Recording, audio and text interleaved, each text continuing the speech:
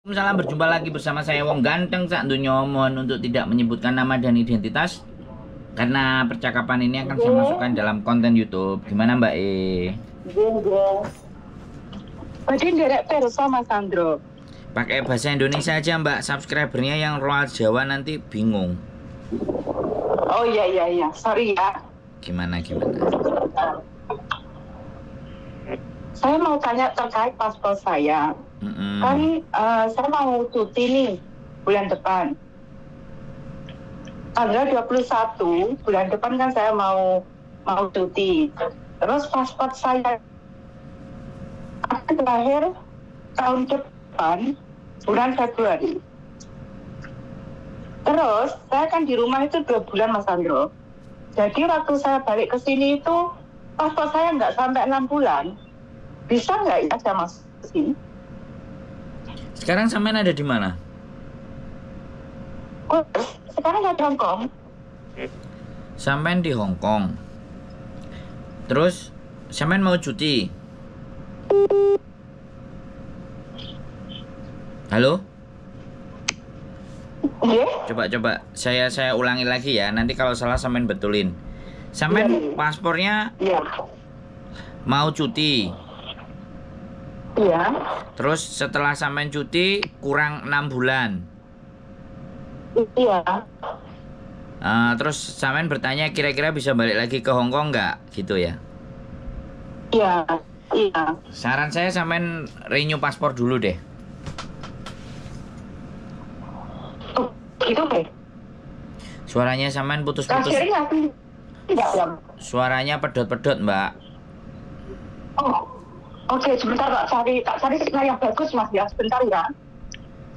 Nanti takutnya nginfoinnya nggak tepat. Oke, sebentar. Halo, Mas Sandro? Nah, ini jelas ini. Jelas nggak? Oke, gini loh Mas, kan paspor saya itu finishnya itu berakhir ya, expirednya itu tahun depan bulan 2 gitu loh. Tahun depan bulan 2. Iya. Terus sampean cuti? Saya cuti bulan depan tanggal 21. Nah, saat ini Mas ya, saat ini paspor saya itu masih lebih dari 6 bulan masa berlakunya. Jadi kan biasanya kalau KJRI itu biasanya ngasih kan yang kurang dari 6 bulan baru dikasih renew kan, biasanya kayak gitu kan. Terus andaikan saya ke KJRI bahwa sekalian e-tiket saya kayak gitu, kasih nggak ya kira-kira? Ya, sampean ngomong. Karena kan gitu yang ya? sampean khawatirkan kan pada saat sampean pulang, paspor sampean kan nggak genap 6 bulan. Terus sampean Iya, itu yang saya khawatir. Terus sampean nggak bisa terbang ke Hong Kong kan? Sedangkan visa kan masih ada. Nah, makanya untuk memastikannya sampean ke KJRI. Oh gitu nggih. Kalau bisa sampean bisa bikin lagi nanti biar kekhawatiran sampai nantinya itu nggak bisa terbang. Nah, soalnya kembali lagi kan kita nggak ngerti sekali lagi peraturan penerbangan itu kalau paspor kita kurang dari 6 bulan maka kita tidak diizinkan terbang. Lah kalau sampai nanti saya khawatir itu. Ya sebentar, makanya saya ngomong dulu, gantian kita ngomongnya ya. Jadi jangan dipotong. Jadi yang sampean takutkan kan adalah ketika sampean berangkat paspor tidak genap 6 bulan terus sampean tercancel kan? Iya kan? Kan sampean takut itu. Makanya sampaikan sama KJRI. Gitu loh. Nanti biar petugas bandara yang sana bagaimana dan seperti apa. Kan kayak gitu. Kalau misalnya kurang 6 bulan sampean sudah bisa diizinkan ganti duluan karena special case. Nah, tapi kalau dia bilang nggak apa-apa, sampean rekam. Oh, oke, kayak gitu ya? Iya, sampean rekam bapak siapa, namanya siapa, buktinya nanti apa. Nanti pada saat sampean di Bandara Indonesia itu ditahan, rekaman itu bisa sampean tunjukin. Saya sudah datang ke KJRI, minta perpanjangan. Tapi sama mereka ditolak seperti ini. Terus gimana saya? Jadi kalau bapak melarang saya terbang terus saya harus kayak gimana sedangkan saya masih terikat kontrak. Oh, kayak gitu ya? Oh iya dong, itu kan Iya, itu namanya persiapan. Artinya kan sampean iya, sampean ngomong sama orang KJRI itu kan ada bukti. iya. Mm-mm. Makasih loh Mas Sandro. Ya nggak apa-apa. Ya mudah-mudahan tidak terjadi apa-apa. Kalau saya orangnya Iya sih. kalau orangnya nggak bisa terbang ya sudah. Saya paling kalau sama petugas ya lah Pak, piye penake lah Pak, ben iso golek duit. Cincai Halo, soalnya kurang beberapa hari aja loh Mas Sandro itu. Mbak. 6 bulan kurang beberapa hari aja gitu loh. Iya, Semen kan tak kasih sekali lagi ya. Saya nggak mau diskredit atau menjelekkan siapapun. Orang mau cari duit itu kan caranya macem-macem toh Mbak. Iya, Nah. iya Mas Sandro. Nanti Paham lah saya. Iya. Nantinya takutnya sampean dibegitukan. Kalau sampean dibegitukan kan yang jelas sampean sudah ada bukti dari KJRI sampean ditolak, ya kan? Terus penolakannya itu kan sampean punya bukti gitu loh. Iya. Nah, begitu di Indonesia sampean sodorkan itu bukti. Kalau bukti itu sudah disodorkan dia masih ndak yakin, ya artinya kan cincai lah Pak. Kita mau cari duit buat anak. Loh bener nggak? Iya dong. Kita cari duit buat anak. Mosok koyok ngene, mbok ngel-ngel toh Pak. Nanti ini nyampe ke Hongkong saya pasti akan renew lagi Pak. Rupane koyok ngene sampean jek tego arepe njaluk Pak. Ngono. Enak lho. Halo. Ya bener nggak? Sampean kan orangnya khawatir. Bener. Ya begitu khawatir. Ketakutan karena sampean mau orangnya kan mau jujur. Tapi ini kan case itu nggak semuanya sama kan, bener nggak? Kasus-kasus itu nggak. Dan setiap manusia belum tentu punya hati kan, bener nggak? Bener loh. Nah, ketika semua kadang ada yang memanfaatkan. Nah, ketika semua orang nggak pakai hati dengan bekerjanya, pastinya bekerjanya pakai duit. Bisa dipahami nggak? Iya kayak gitu ya. Nah, kalau saya kan enak. Ya saya ini kan ditanyain, orang nggak minta duit, saya ngasih penjelasan. Ya tak declare dulu dari depan, jangan sebutin nama, tak kontenin, kan gitu. Iya, kula telepon jenengan bolak-balik Om Mas. Iya, sorry loh nggih. Nggak apa-apa, ya saya mohon maaf, artinya kan sampean tetap semangat. Saya juga akhirnya juga nelpon sampean kan. Pokoknya kalau makanya kan yang jadi persoalan kadang-kadang anak-anak itu masalahnya hari ini, teleponnya hari ini. Jadi ketika nggak diangkat ngamuk-ngamuk, bener nggak? Tapi kalau ya nggak boleh gitu dong. Loh iya, ini kan kebanyakan namanya manusia, ya kan? Kalau misalnya masalahnya masih 1 bulan, persoalannya mau dihadepin 2 bulan, 3 bulan, sekarang sudah mulai telepon, itu kan namanya persiapan. Iya. Tapi kan kata ya. Nah, tapi katanya Miss Yuni kan apes tidak ada dalam kamus, dalam kalender. Jadi siapapun bisa apes kapan saja. Iya, benar apes Mas Sandro kayak saya loh. Saya pernah lo komen di jenengan waktu live itu, yang saya hampir kena tipu sama nenek ya saya ini. Hampir kena tipu dengan nenek? Iya, sama nenek, kita berdua di rumah. Oh, terus? Tiba-tiba kan ada telepon. Terus? Malam-malam itu Mas Sandro ya. Siap. Saya cerita sekalian ya, ini kan masalah paspor saya kan saya sudah paham ya. Siap. Ya, saya sudah paham masalah paspornya. Bagus. Saiki kula tak cerita masalah kula sing hampir kena tipu itu ya. Siap. Mantep, seneng saya. Lanjut. Gini Mas, malam-malam biasanya itu jam 9 itu sudah nggak ada telepon ya, telepon rumah loh. Sudah nggak ada orang telepon. Waktu itu malam-malam semua udah pada masuk kamar. Majikan saya, nenek saya udah pada masuk kamar, tinggal saya sendirian yang di luar. Terus ada telepon, saya jawab ya. Dia bilang kayak gini, tapi ngomongnya Cantonese Mas Andron. Jenengan bisa dengar nggak Cantonese ya? Gini, wei gitu. Ama, dia bilang gitu. Loh, aku kaget loh, kak ada orang telepon bilang ama, sedangkan anak-anak nenek itu nggak ada yang panggil ama. Terus, iya kayak gitu. Terus aku, lihat kamu siapa? Dia bilang, kok saya? Dia bilang gitu loh. Kan memang nenek saya itu punya anak laki yang nggak tinggal serumah. Nah saya kira kan memang dia, Mas Andro. Aku bilang kayak gini, oh Pak D ya? Saya bilang gitu. Dia bilang iya. Terus dia ketawa. Saya bilang gini, oh Pak D aku kok nggak bisa mengenali suara kamu ya? Aku bilang gitu. Karena Mas Sandro, saat itu Pak D itu memang lagi sakit, batuk dia itu. Kalau seandainya saat itu Pak D itu tidak batuk, kemungkinan sangat kecil saya itu kena tipu. Terkecoh gitu loh maksud saya Mas Sandro. Ya, terus aku ngomong gini, loh, aku kok nggak bisa mengenali suaramu ya Pak D, aku bilang gitu. Dia ketawa. Ketawanya itu mirip sekali Mas Sandro dengan Pak D beneran yang saya kenal itu, mirip banget. Terus? Dia ketawa loh. Terus saya kasih teleponnya ke nenek. Yo nenek yo ngomong.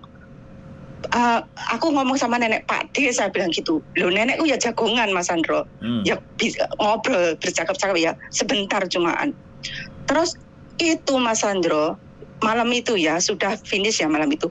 Besoknya itu dia nelpon lagi Mas Sandro. Kita ini tertipu sudah 2 minggu, lebih dari 2 minggu loh Mas Sandro sama orang itu. Kita kira itu beneran Pak D Mas Sandro. Rupanya dia itu scammer. Terus dia itu sudah nenek saya itu udah ngobrol sama dia itu ngalor ngidul Mas, banyak sekali. Sampai orang itu tahu siapa nama kita yang ada di rumah ini loh. Sampai dia tahu Mas Sandro nama saya siapa, nama anaknya siapa, sampai tahu. Terus pagi-pagi ini sudah berjalan 2 minggu nggih Mas Sandro nggih. Berkali-kali dia nelpon. Yang terakhir kali Mas Sandro, dia telepon itu pagi-pagi nggih. Yang terakhir kali itu nenek saya itu barusan pulang dari minum teh ya orang sini. Yamja. Terus dia tuh Yamja. Terus dia tuh telepon kemari. Terus kan saya yang ngangkat. Terus saya kasihkan ke nenek. Tapi Mas Sandro, kenapa? Soalnya telepon rumah majikan saya itu kita itu nggak bisa melihat ID callernya itu loh. Yang ya siapa yang nelpon itu nggak bisa dilihat. Cuma telepon berdering kita dengerin cuma gitu. Lah itu pagi. Terus saat itu ngelanjutin tadi yang itu nenek pulang jam saya, dia akan telepon. Ama, dia bilang gitu lagi Mas Sandro. Ama, kamu sudah sarapan belum? Dia bilang gitu. Saya jawab kan, tapi langsung saya speaker Mas Sandro, speaker ya. Jadi kan saya dengar dia ngomong apa gitu. Sudah makan, sudah sarapan? Nenek saya ngomong gini, oh aku loh barusan pulang dari minum teh kayak gitu. Oh gitu ya, dia bilang. Kamu di rumah sama siapa? Gitu, laki-laki itu. Kamu di rumah sama siapa? Yo biasa loh sama Cece, dia bilang gitu. Oh, dia bilang gitu. Ama, aku mau cerita sama kamu sesuatu ya, tapi jangan ngomong siapa-siapa ya. Dia bilang gitu Mas Sandro. Orang ini. Aku dengar sendiri. Iya, nenekku bilang gitu. Terus setelah itu ngomong gini, aku loh barusan ini ketangkap polisi. Loh, nenek saya kan kaget ya Mas Sandro. Kenapa? Dia bilang gitu. Enggak, soalnya tadi itu ada yang naik ke kantor saya. Soalnya ada yang naik ke kantor saya. Terus suaminya itu bilang kayak kalau saya itu velai dia. Kayak velai itu apa ya Mas Sandro? Orang kita ngomongnya apa? Melecehkan. Terus suaminya itu ngomong kalau saya itu melecehkan dia. Terus saya sama suaminya itu bertengkar, terus kita itu pukul-pukulan. Dia bilang kayak gitu. Nah sekarang saya ini ada di kantor polisi. Terus kita ini mau damai, tapi saya itu suruh settle hospital bill-nya itu loh Mas Sandro. Kayak gitu. Terus nenek saya ngomong, terus berapa gitu. Orangnya ngomong, lah kamu punya uang berapa di rumah? Loh nggak banyak loh gitu nenekku, nggak banyak loh, paling ya 100.000 gitu nenekku ngomong di rumah 100.000. Oh kurang loh itu, dia bilang gitu. Paling tidak itu 200.000 kan gitu ngomongnya orangnya Mas Sandro. Terus nenekku bilang, oh nggak ada saya kalau segitu banyaknya, harus ke bank. Nenekku bilang, ya nggak apa-apa kamu turun ke bank, jangan ngomong siapa lo ya gitu Mas Sandro. Loh nenekku itu terus bisik-bisik Mas Sandro, ngomongnya itu bisik-bisik ya. Kan saya juga sungkan ya Mas Sandro, kayak orang ngomong bisik-bisik kan mungkin dia nggak pingin saya denger ya, otomatis kan saya pergi ya Mas Sandro, pergi. Terus setelah itu nenekku ngomong gini, ini telepon ini kok kayaknya ada sesuatu yang something is wrong kayak gitu ya, kayak apa sesuatu ya, ada yang something is really wrong here kayak gitu nenek saya itu. Terus dia dia kan kancong ya Mas Andro, sampai dia itu lupa gimana cara nyari nomor telepon anaknya yang beneran itu, dia itu lupa Mas Andro. Terus saya kan di mobile saya ada ya nomornya, terus kita telepon siapa itu namanya, kita telepon anaknya yang beneran Mas Andro, rupanya anaknya itu nggak apa-apa loh Mas Andro. Rupanya nggak apa-apa. Terus saya kan takut sebenarnya Mas Andro, yang saya mau tanya ya, mungkin mbak-mbak di luar saya juga ketakutan gitu. Cerita saya ini semoga mbak-mbak yang di luar sana yang menjaga nenek ataupun kakek itu waspada ya. Ada loh something like this really happen. Saya terjadi loh sama diri saya ini. Terus gini Mas Andro, yang saya mau tanya kepada jenengan gitu, kalau seandainya orang scammer kayak gitu, dia bisa nggak sih ngelacak kita itu ada di mana? Kalau sampean bertanya ke saya, ya sebenarnya bisa. Bisa sih. Kata majikan saya itu nggak bisa loh Mas Andro. Aku tuh nggak segitu percaya sama majikan saya. Karena saya itu setelah itu saya ketakutan ya. Saya nelpon majikan saya yang tinggal serumah sama saya, tapi kan dia kerja. Saya telepon bapak saya, Pak ada kejadian kayak gini loh. Loh, majikan saya itu malah ketawa nggak takut loh Mas Andro. Aku takut. Dia itu nggak takut. Tanya sama dia katanya. Kalau dia telepon kemari, tanya sama dia. Dia mau uangnya taruh di mana, katanya suka gitu Mas Andro. Loh, saya ini ketakutan, saya takut dia itu bisa ngelacak kami itu ada di mana loh. Katanya majikan saya nggak bisa ngelacak Mas Andro, kak mana? Kalau saya bilang bisa, cuman gini, kalau dia benar-benar tahu targetnya, pasti dia ngerti, ya. Cuman sama nggak perlu takut.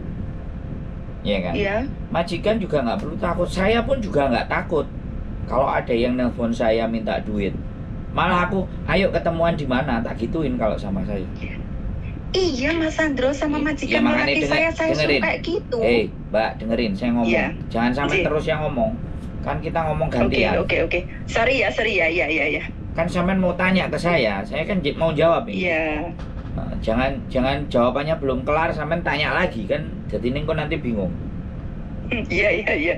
Kan kalau saya tanya, kamu mau duitnya di mana? Anterin, aku nggak bisa transfer, ketemu aja kita. Kalau aku gitu. Oh. Iya, karena kan scammer itu beraninya dia buy online. Paham nggak sampean ngomong? Iya. Sekarang kalau saya orang mau bohong-bohongan, muka saya ini kan kelihatan di YouTube,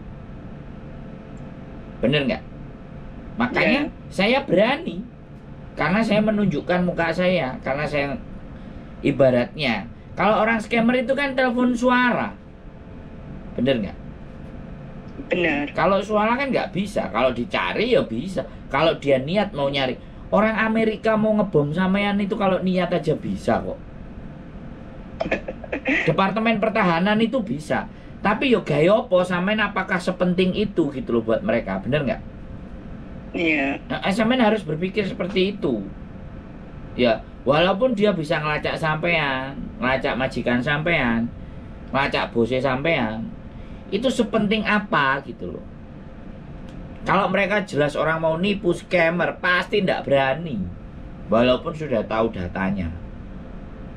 Lah perasaan ketakutannya sampean itulah yang membuat para scammer itu merajalela.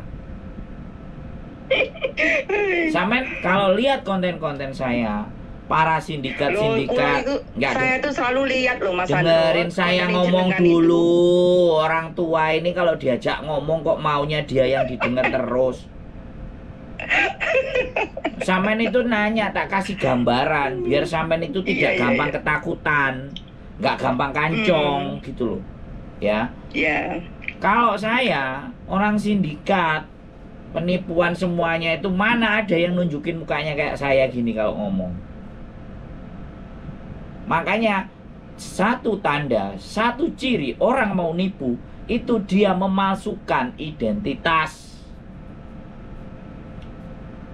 Itu sudah, itu hukum para penipu itu begitu. Kalau dia tidak memalsukan identitas, namanya bukan penipu tapi perampok. Karena dia menunjukkan mukanya Jadi gitu. Nah kalau saya kan nunjukin mukanya, nggak mungkin saya ngerampok. Kok sama aja bunuh diri kan? Itu loh Mbak. Iya. Nah makanya gampang sekali untuk menganalisa bahwa dia itu penipu dan tidak. Ayo datang sini. Pokoknya kalau namanya penipu, yang pertama, kalau sampean bisa berpikir lebih jernih dan lebih jelas, kayak nenek sampean, kok something wrong, ada yang ndak enak gitu loh dirasa, ada yang ndak masuk akal, lah itu stop. Kita harus langsung gunakan logika nalar kita gitu. Tapi kalau kita kok gak mencurigakan, terus akhirnya kita takut diancem-ancem, nah salah itu. Makanya majikan sampean, mana orangnya, mau ditaruh di mana, mau dikasihnya di mana, biar gampang nangkepnya kan gitu tuh. Halo? Ya. Wes. Ya, dengerin Mas Andro saya. Wes, sekarang nggak perlu takut. Ganti sampean mau ngomong apa? Enak kan ngomong gantian kayak gini kan enak. Iya, mau ngomong asal Mas sering nonton video jenengan. Sebenarnya setiap kali jenengan live itu saya sering nonton, cuman jarang komen aja. Ya kan saya nggak ngerti kalau sampean nggak komen yang nonton siapa aja. Iya, yang jelas. terus itu Mbak Yuli juga. Jadi pada prinsipnya kami bikin sesuatu itu kan berharap bahwa iki loh, yang terjadi fakta hidup ini kenyataannya ini iki loh. Iya. Masalahnya anak-anak itu banyak sekali scammer, penipuan, overcharging, disiksa majikan, nggak dibayar majikan. Nah itu kan fenomena, itu kan nggak ada yang nyeritain sejak dulu kala. Baru-baru ini aja. Akhir-akhir ini aja. Ya baru-baru aja ini Miss Yuni bikin, saya bikin, Miss Yuni. Istri saya juga bikin. Ya tujuannya untuk apa? Ini sekali lagi tujuan garis besarnya ya supaya teman-teman bisa dapat pengetahuan dan pengalaman yang mereka sendiri sebenarnya belum mengalami gitu loh, ngerti nggak? Betul. Orang bijak itu kan belajar dari pengalaman orang. Orang pintar belajar dari pengalamannya dia sendiri. Nah, orang bodoh itu bukan belajar. Kalau orang bodoh selalu mengatakan bukan salah saya. Bisa dipahami sampean? Jadi kalau orang bodoh itu ada orang salah, dia ngomong itu bukan salah saya kok, salah dia sendiri. Nah itu kan dia hanya bicara salah dia sendiri, tapi dia tidak belajar dari kesalahannya orang gitu. Betul. Nah gitu Mbak. Makanya kalau sampean dengar, itu bukan salahku kok, sampean ingat-ingat kata saya, gak usah diomongin sama orang itu. Orang itu berarti goblok, gak mau belajar, gitu aja.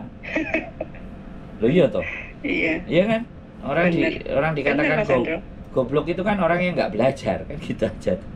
Iya loh. Nah, makasih loh Mas Andron J. Ya, wis pokoknya aman ya. Sampai ke KJRI, kasih penjelasan realistis, terus direkam. Nyalakan video, nyalakan di aplikasi HP itu pas selalu ada recording.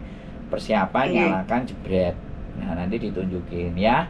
Semoga-moga Mas Andro, satu lagi Mas Andro. Boleh satu lagi. Boleh. Gini loh, kata majikan saya ya, majikan saya ngomong kayak gini, kamu datang ke KJRI, terus kamu ngomong kalau andinya mereka itu nggak kasih kamu, bisa nggak kamu minta ke mereka itu recommendation letter kayak gitu, biar kamu bisa masuk lagi. Menurut Mas Andro gimana itu? Ya itu kan sama seperti saya yang ngomongin, majikan sampean juga pinter, minta surat rekomendasi. Kalau saya kan direkam. Iya. Pada intinya kan dua hal itu sama untuk menunjukkan bahwa KJRI itu tidak memberikan sampean renew paspor gitu loh. Ya. Tapi biar nanti pada saat sampean terbang, jadi KJRI kita benturkan sama petugas imigrasi di bandara gitu loh maksudnya. Nah, mana? Nah, itu berarti majikan sampean aja pinter. Iya, cuma saya kan mau nanya juga sama Sandro gitu loh. Iya, nggak apa-apa. Gitu loh. Soalnya kan Itu artinya sampean benar-benar persiapan. Jadi sebelum melangkah cari info dari A, dari B, dari C, dari E, terus diambil kesimpulan. Kalau ternyata kesimpulannya tidak jauh berbeda, dan itu kan saya dalam bentuk suara. Kalau majikan sampean lebih kuat karena surat. Iya, Iya, kayak gitu. saya tidak menyarankan, saya tidak tadi menyampaikan surat karena sampean sendiri orang Indonesia. Tapi di ending tadi saya bilang kalau sampean sudah menyampaikan bukti, terus di sana sik panggah ngeyel, berarti ya sak niki, paham kan sampean? Sak Iya, niki, paham. sak niki nih loh, sak niki loh, isine sak gitu loh. Halo, nggih. Ya wes bisa bagus itu. Kalau saya lebih cocok majikan, sarane majikan.